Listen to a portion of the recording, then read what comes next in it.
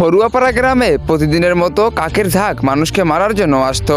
কাকের আওয়াজ শুনে লোকেরা দ্রুত নিজেদের বাড়ির দিকে ছুটছিল। কারো কারো পা ভয়ে কাঁপছিল, তো কারো শরীর থেকে ঘাম ঝরছিল। কিন্তু একজন মানুষ তখনও কাকের দিকে তাকিয়ে বাইরে দাঁড়িয়েছিল।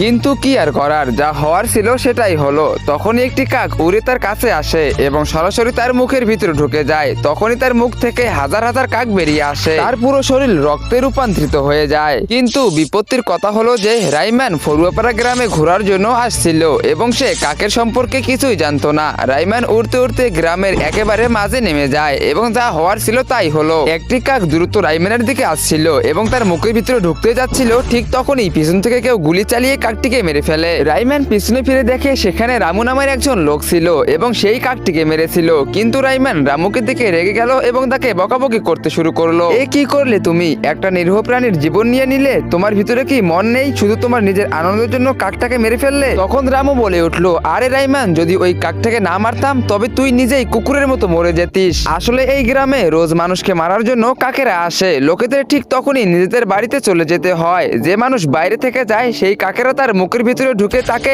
ছিন্ন ভিন্ন করে দেয়। এই কথা শুনে রাইমানের গা কাটা দিয়ে উঠলো এবং সে ফিসফিস করে বলল, কিন্তু এই কাকেরা আসে কোথা থেকে আর কেনই বা আসে? তখন রামু বলল, এই কাকেরা তো পাশের শুকনো জঙ্গলে একটি কুয়ো থেকে এখানে আসে। কেন আসে কে জানে, আমাদের জীবনটা তো নরক হয়ে গেছে। তো বন্ধুরা, এরপরে কি হয়েছিল? রাইমান কি পারবে সেই কাকেদের সমাপ্ত করে দিতে, নাকি রাইমানও সেই কাকেদের হাতে মরে যাবে? তোমরা সেটা দেখতে পারবে পার্ট 2 তে। পার্ট 2 দেখতে চাইলে ভিডিওতে লাইক করে চ্যানেলটাকে সাবস্ক্রাইব করে দাও আর কমেন্টে পার্ট 2 লেখো। এবং টিকটক ফেসবুক থেকে দেখে থাকলে অবশ্যই ফলো করে রাখো।